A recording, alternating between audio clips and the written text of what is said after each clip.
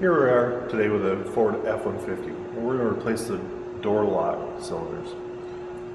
Now our kit comes with two keys, two lock cylinders, one for the driver's side and for the passenger side. And these keys will work on both lock cylinders. If for whatever reason you would like to reuse your previously cut key, you can refer to our other video and learn how to recode the lock cylinder to your original key. But for today's purpose, let's go ahead and replace these lock cylinders with the new keys that came with the lock cylinders. First glance you may notice these look a little different. That's simply because this lock cylinder is a recess inside the door handle.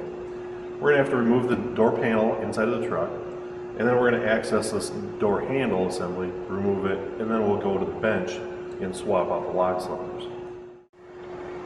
Alright, as you can see, we've already removed the door panel. Not a tough job, just really two screws holding this in.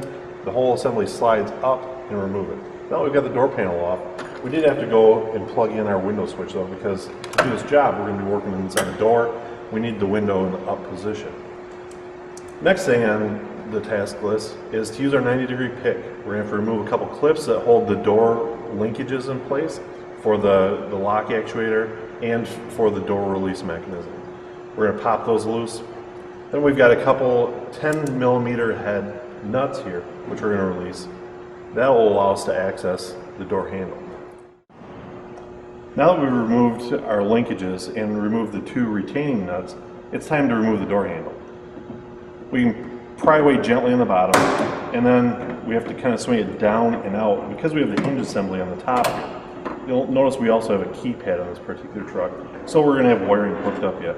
That still gives us enough room to swing this out and get away from what we need to do. Now we'll see the lock cylinder right here. It's held on just by one retaining clip. We're going to take our 90-degree pick, pry in this, and gently pull the spring away. Now we're ready to remove the lock cylinder. That's simple. We now take our new lock cylinder, insert it in here, reverse the removal procedure, put the door panel on, we're done, ready to go.